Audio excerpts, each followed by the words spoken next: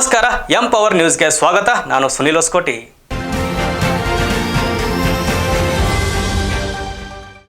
ತುಮಕೂರು ಜಿಲ್ಲೆಯಲ್ಲಿ ಗ್ಯಾಸ್ ಇಲ್ಲದೆ ಆಟೋ ಚಾಲಕರು ಬೀದಿಗೆ ಬಿದ್ದಂತಾಗಿದೆ. ಮಕ್ಕಳಿಗೆ ಶಾಲೆ ಫೀಸ್ ಕಟ್ಟಬೇಕು, EMI ಕಟ್ಟಬೇಕು ಅನ್ನೋ ಚಿಂತೆಯಲ್ಲಿ ಜೀವನ ನಡೆಸಬೇಕಾಗಿದೆ. ನಮ್ಮ ಪಾಡು ನಾಯಿಪಾಡಾಗಿದೆ. ಹೆಂಡತಿ ಮಕ್ಕಳು ನೇಣು ಹಾಕಿಕೊಳ್ಳುವ ಪರಿಸ್ಥಿತಿ ಬಂದಿದೆ ಎಂದು ಆಟೋ ಚಾಲಕರು ರಾಜ್ಯ ಸರ್ಕಾರದ ವಿರುದ್ಧ ಆಕ್ರೋಶವನ್ನು ವ್ಯಕ್ತಪಡಿಸಿದ್ದಾರೆ. ತುಮಕೂರು ಜಿಲ್ಲೆಯಲ್ಲಿ ಗ್ಯಾಸ್ ಇಲ್ಲದೆ ಆಟೋ ಚಾಲಕರು ಪರದಾಡುವಂಥ ಪರಿಸ್ಥಿತಿ ಎದುರಾಗಿದೆ.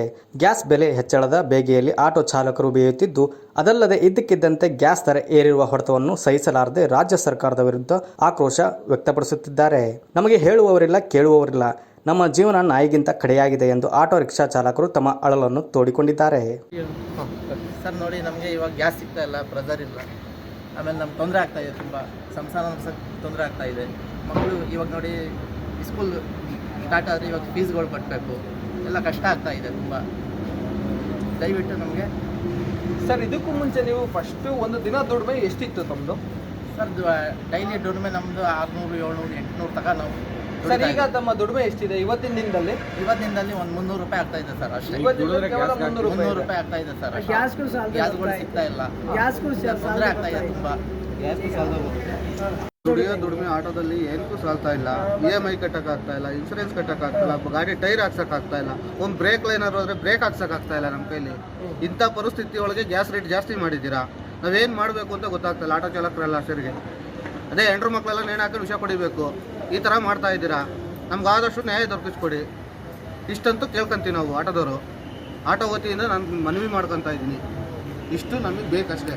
ಆಟೋಕ್ಕೆ ಗ್ಯಾಸ್ ಸಿಗ್ತಾ ಇಲ್ಲ ನಮಗೆ. ದುಡಿಯೋದು 300 ರೂಪಾಯಿ. ಆಟೋ ಗ್ಯಾಸ್ ಹಾಕ್ಸ್ಕೊಂಡ್ರೆ ಮನೆಗೆ ಹೆಂಡತಿ ಮಕ್ಳಿಗೆ ಏನು ತಗೊಂಡೋಗ್ಬೇಕು ನಾವು?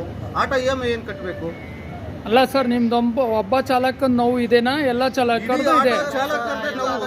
ಇಡೀ ಆಟೋ ಚಾಲಕರು ಏನಿದೆ, ಆಟೋ ಚಾಲಕರು ವತಿಯಿಂದ ನಾನು ಹೇಳ್ತಾ ಇರೋದು, ಇಡೀ ಆಟೋ ಚಾಲಕರು ತುಮಕೂರು ವತಿಯಿಂದ ಏನಿದೆ ಎಲ್ಲರಿಗೂ ಇದೇ ಸಮಸ್ಯೆ. ನಂದು ಒಬ್ಬಂದು ಸಮಸ್ಯೆ ಹೇಳ್ತಾ ಇಲ್ಲ ನಾನು. ಪ್ರತಿಯೊಬ್ಬರು ಆಟೋ ಚಾಲಕರು ಏನಿದ್ದಾರೆ ಎಲ್ಲರೂ ಒಗ್ಗೂಡಿಸಿ ನ್ಯಾಯ ಕೇಳಿದ್ರೆ ಎಲ್ಲರಿಗೂ ಸಂಪಾದ ಬರ್ತದೆ. ನ್ಯಾಯ ಕೇಳ್ಬೇಕು ಎಲ್ಲರೂ. ನಿನ್ಗೆ ಯಾಕೆ ಅಂದ್ರೆ ನಾವೇನು ಮಾಡೋಕ್ಕಾಗಲ್ಲ ಅಂತೆ. ನಾನು ಒಬ್ಬ ಕೆಟ್ಟನಾಗಬೇಕಾಗುತ್ತೆ ಅಷ್ಟೇ. ಎಲ್ಲರೂ ಒಗ್ಗೂಡ್ಕೊಂಡು ಮಾಡಬೇಕು, ಈ ನ್ಯಾಯ ಕೇಳಬೇಕು, ಮುಷ್ಕರ ಕೊಡಬೇಕು.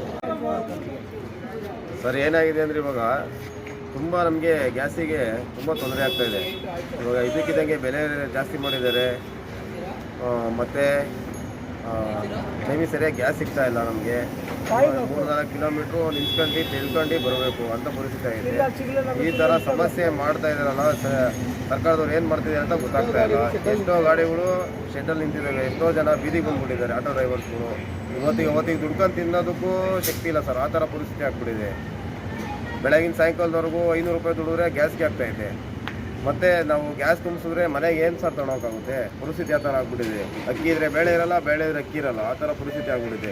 ಬೆಳೆ ಆಗಿದ್ರೆ ಹಾಲು ತಗೊಳೋಕೆ ಸಮೇತ ಯಾರ ಹತ್ರ ದುಡ್ಡಿಲ್ಲ ಸರ್, ಆ ಥರ ಪರಿಸ್ಥಿತಿ ಆಗ್ಬಿಟ್ಟಿದೆ. ಇದಕ್ಕೇನಾದರೂ ಮಾಡಿ ರಾಜ್ಯ ಸರ್ಕಾರ ತಕ್ಷಣ ಕ್ರಮ ತಗೊಂಡು ಇದನ್ನು ಒಂದು ಚಾಲ್ತಿ ಮಾಡಬೇಕು ಅಂತೇಳಿ ಸಿದ್ದರಾಮಯ್ಯವ್ರ ಹತ್ರ ಮನವಿ ಮಾಡ್ಕೊತಾ ಇದ್ದೀವಿ ಸರ್, ಮನವಿ ಮಾಡ್ಕೊತಾ ಇದ್ದೀವಿ. ನಂದಂತಲ್ಲ, ಎಲ್ಲ 100 ಚಾಲಕರಿಗೆ ಇದೇ ಸಮಸ್ಯೆ ಆಗ್ಬಿಟ್ಟೈತೆ. ರೋಡಲ್ಲಿ ತಿನ್ನೋದು, ರೋಡಲ್ಲಿ ನಿಂತ್ಕೊಳ್ಳೋದು, ಈ ಥರ ಸಮಸ್ಯೆ ಆಗ್ಬಿಟ್ಟಿದೆ ಸರ್. ಇದೊಂದು ತಕ್ಷಣ ಕ್ರಮ ತಗೊಬೇಕು ಅಂತ ಕೇಳ್ಕೊಂಡು. ಇದಿಷ್ಟು ಇವತ್ತಿನ ಸುದ್ದಿಗಳು. ಇನ್ನಷ್ಟು ಸುದ್ದಿಗಳಿಗಾಗಿ ನೋಡ್ತಾರೆ ಎಂ ಪವರ್ ನ್ಯೂಸ್. ಸುದ್ದಿ ಸಮರಕ್ಕೆ ಸಿದ್ಧ. ನಮಸ್ಕಾರ.